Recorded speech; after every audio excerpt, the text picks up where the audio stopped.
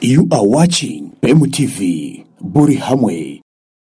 My last engagement with you, areas neighboring the parks are considered high-risk areas and have been receiving adequate attention to make sure that we don't allow or give a chance on outbreaks resulting from wildlife.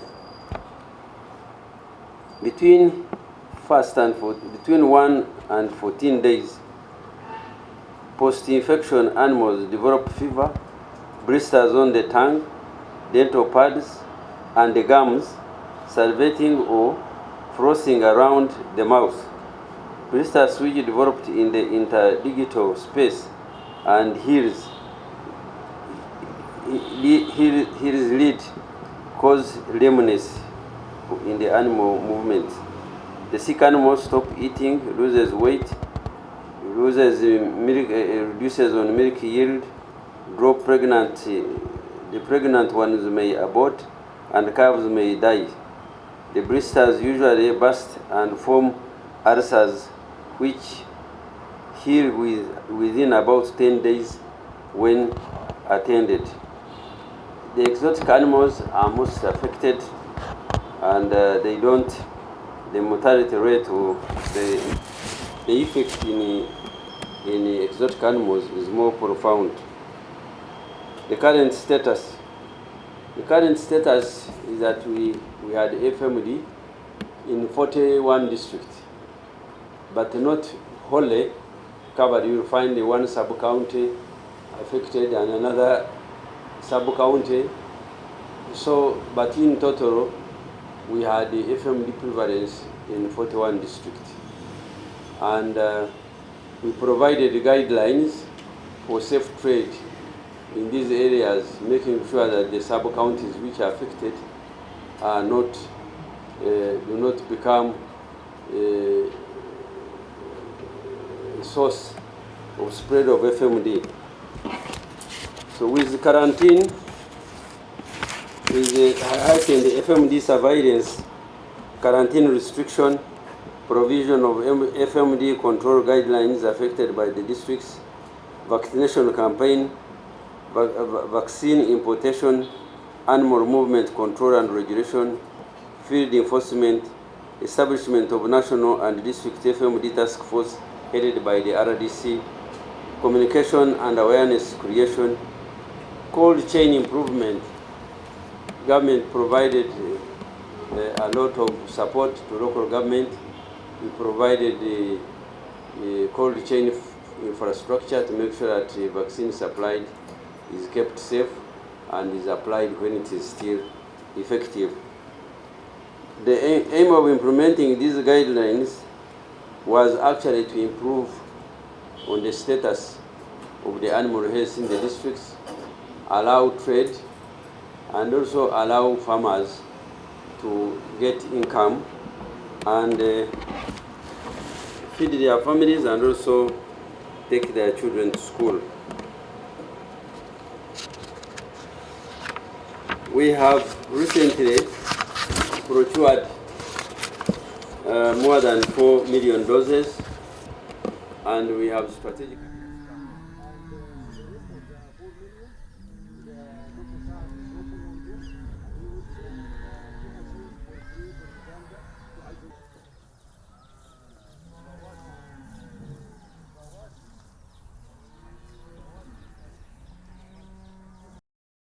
Applied this vaccine to affected areas and high-risk areas, and we hope that in the near future we shall have less or no reported cases of FMD if all concerned stakeholders comply. We have also carried the population census for the livestock. We have prepared and communicated animal movement guidelines. We have ensured information sharing with the public about FMD, including viral load comparison and the importance of vaccinating pigs.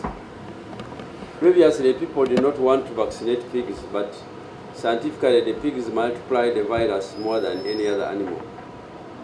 So accordingly, where the pigs population is high, we have also now intensified campaign for vaccination.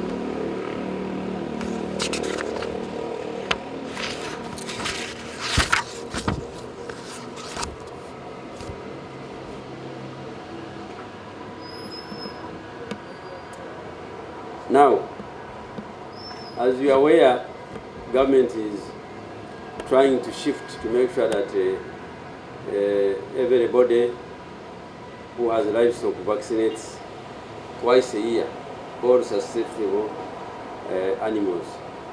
So government, as a stopgap, is procuring 9.824,150 doses of FMD vaccine to ensure that the first phase of FMD is insulated, and the policy shift is to the effect that previously the current policy has been that FMD vaccine is free and compulsory, meaning that government was providing it free and was making it compulsory for the farmers to vaccinate their animals, because if you resisted, we will take you to court. But now it is going to be compulsory, but it's going to be borne by the farmer. Every farmer will be vaccinating his cows, his pigs, his goats, his sheep twice a year at his own cost. The government will procure mass vaccine at reasonable cost and will provide the cost of administration and also the cold chain facility. As earlier mentioned, we have improved our cold chain facility in the districts to make sure that the vaccine remains effective after the time it is administered.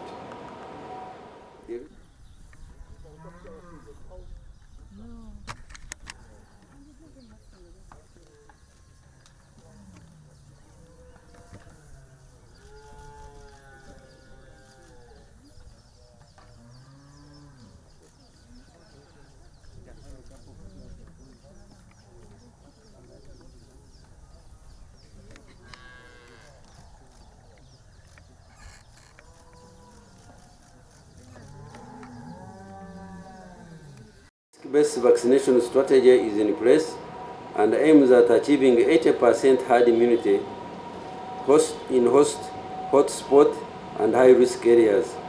Government has already launched a nationwide vaccination campaign, starting with provision of distributed 900 doses, which most of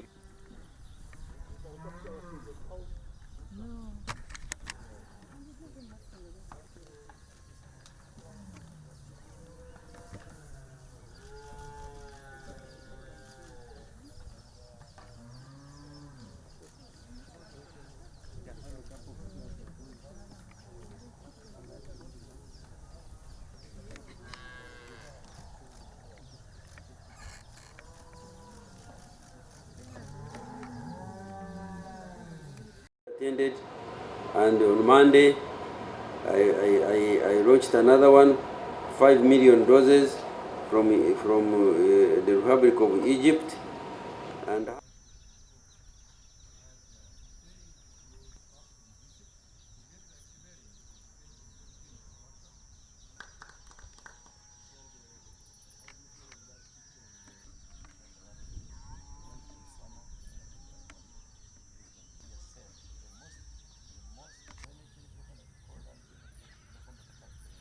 hand over vaccine to the next 27 districts falling under specific risk categories has been done. A detailed allocation of vaccinated doses distribution list of cattle population is available for you so that you can put it in your media and people will know that all the districts got vaccine according to the cattle population. I also wish to assure the stakeholders that the team from MAIF will be on ground supporting and working with the districts during vaccination efforts. Therefore, ladies and gentlemen, we can assure the nation that our dairy products and our meat will be traded internationally, because we are going to put FMD to the end. Government is going to, has already mobilized resources as one-time off to buy 44 million doses for all susceptible animals, and the farmers will only be paying twice a year, and that will be the end of FMD. But as we talk now, I can confidently tell you that most of the risk areas and affected areas are covered, and we intend to get 80% herd immunity in this exercise before we go to the policy shift. Ladies and gentlemen, addressing FMD is critical for protecting Uganda's livestock industry, enhancing food security, and improving economic stability. We urge continued collaboration and support from all stakeholders to effectively control and eventually eradicate FMD like we did for rinderpest in Uganda. I thank you very much for listening to me, for God and my country.